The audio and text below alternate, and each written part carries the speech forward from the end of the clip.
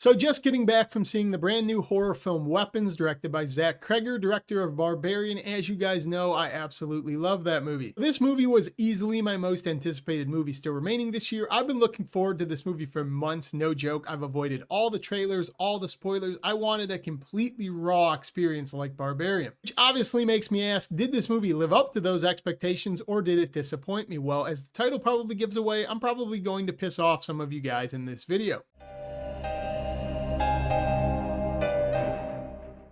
In the brand new movie Weapons, one night, all of the students in one particular classroom just get up at 2:17 a.m., run out their front doors into the darkness. Nobody knows why or where. Because of this, a mystery ensues. The town is in an uproar. They want to know what happened to the children because 17 kids have gone missing and nobody can account for them. This movie was incredibly strange and ambitious, so because of that, I'm actually going to structure this review. I'm going to go positives, negatives, then my rating. Starting off with what I really enjoyed about this film, that word, ambition. This is a Zach Kreger movie, much like Barbarian.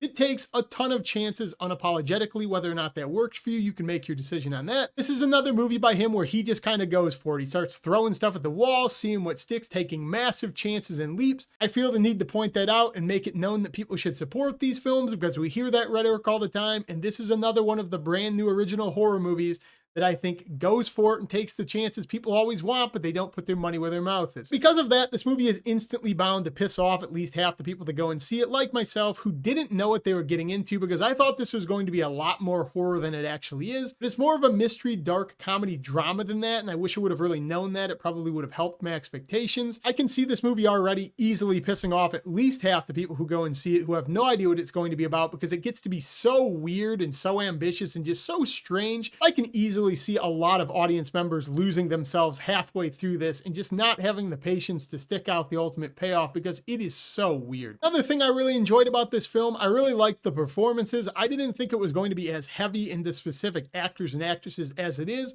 but Josh Brolin, Julia Garner, they're very good in this. And everyone in this movie, including all of the kid actors and actresses, do a good job as well. And I always point out, if you have kids in your movie, they can easily flub it. Not the case. I think they're all really good in here, and I think they can all act pretty well. Let's talk scares. As I already said, this movie's not really a scary movie in my opinion. It's more of a drama and more of a mystery, but there are a handful of scares in this movie I think are pretty good. Out of that handful, 2 to 3 of them are highly effective and unnerving. One scene involving an old lady, one scene involving a woman with a pair of scissors.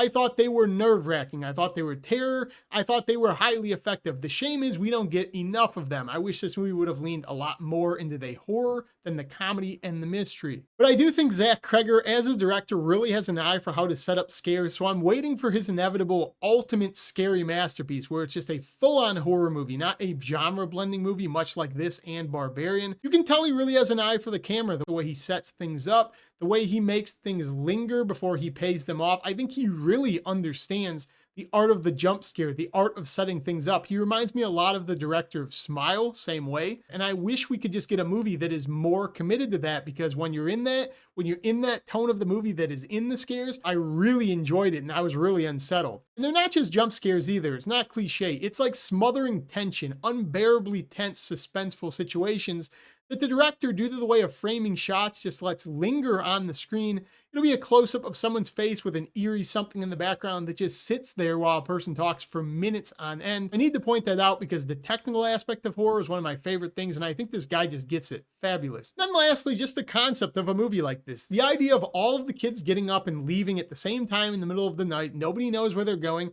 I absolutely love that, and I think that is a very cool medium for a movie. You could do so much with this. Get your brain wondering. You really want to figure out this mystery. It is intriguing when you're trying to figure it out as it's told through a handful of characters. At no point in this movie was I bored. I was intrigued. I wanted to know the answers to this story. And I think the general concept, if I'm selling you on it, the idea of all the kids just getting up and leaving in the middle of the night and the whole town just being in an uproar and just wanting answers. If you want to solve that mystery, you want to be a fly in the wall as these characters unravel it as well. It's interesting enough to the point I think it garners intrigue and most people will be interested in this mystery. But now for the negatives, and to be honest, the negatives actually far outweigh the positives in this movie, and I am disappointed to say that because as I said in the opener, this was my most anticipated movie And I actually feel like, being honest, I was pretty forgiving for this when I was watching it. I was sitting there waiting for stuff to happen, really bought into the fact that I wanted to love this, before I eventually just gave up and lost it and just admitted defeat that I did not like this movie as much as I was hoping to. Most glaring issue I had with this film is actually one of the positives. It's the fact that it is so ambitious. I did not think this movie gelled well at all. There's certain scenes in this movie where you're having these scares that are highly effective and it's very tense and it's nightmare fuel. And then the entire hour in the middle of this movie just turns into a dark comedy Coen's Brother movie that did not work for me whatsoever. The problem I have with it is, even if you get past the fact that it didn't work for me tonally, I don't think the entire overarching question of this movie of what happened to these children really matters in the context of what happens in the middle hour of this movie. Spending time with different characters, seeing things through their lens before all of these characters' perspectives eventually overlap what's going on in this mystery. But I truly believe you could remove the entire middle hour of this movie, the characters it covers, and the movie would function completely the same. I didn't find these characters very interesting. I didn't find anything scary or tense.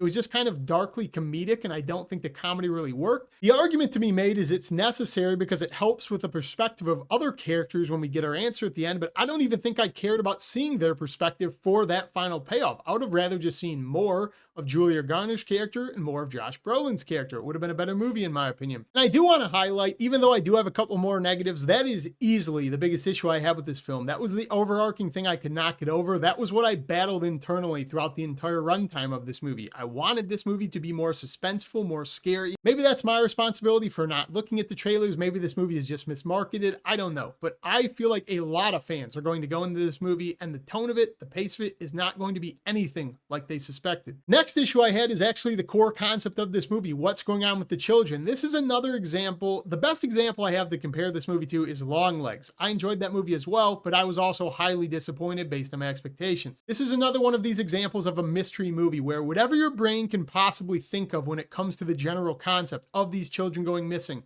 you're thinking right now, what could be going on with them? You're filling in the blanks. Whatever your brain is thinking is probably more interesting than the actual answer we get.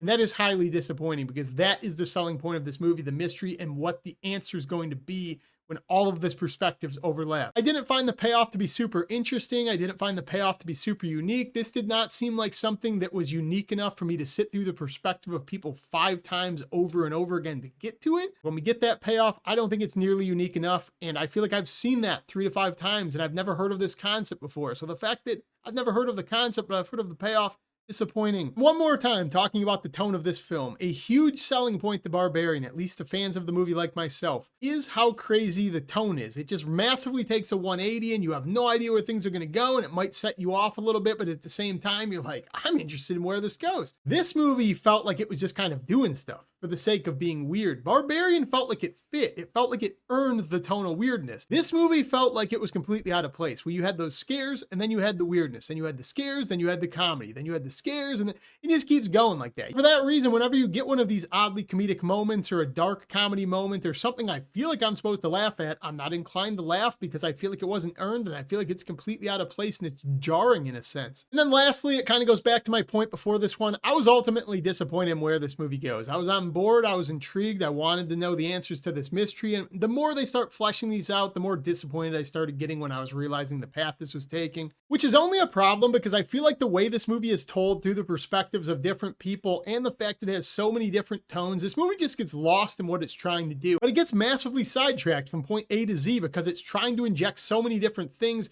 You almost lose sight for an entire middle hour of this movie what's going on with the children. You almost forget they're a part of the plot, and they are the entire plot. I will say this though, when you do get to the final 15 minutes or so, there is a pretty gnarly kill. I actually really enjoyed the final 15 minutes, how unapologetically strange it was, but I was just kind of ultimately disappointed with this movie. I didn't hate it by any means. I thought it had strong redeeming qualities at points, like the acting and some of the scare setup and the ambition, but at the same time, I really was walking out thinking, will I ever watch this movie again? And I don't really think I will. Like, I don't think this movie is strong enough at anything that I'll ever want to revisit it, especially with the mystery explained, because that mystery really is the gel that makes you care about this movie. And if you know the answer to it, you're probably not going to care at all, honestly, to watch this movie again. So I walked out of the theater kind of going, Yeah, that ain't it. I wish it was something else. Best way I can describe this movie is this is one of those movies where the sum of the parts collectively are not as good as them individually. I would recommend to wait for streaming personally. So if you guys do get out and see Weapons, please come back, comment down below. Let me know if you think I'm insane. Did you love this movie as much as the critics? Or do you think this movie is bound to be a divisive film and that the critics are just not in on it on this one? Like, comment, subscribe, join the channel. I will see you in the next review.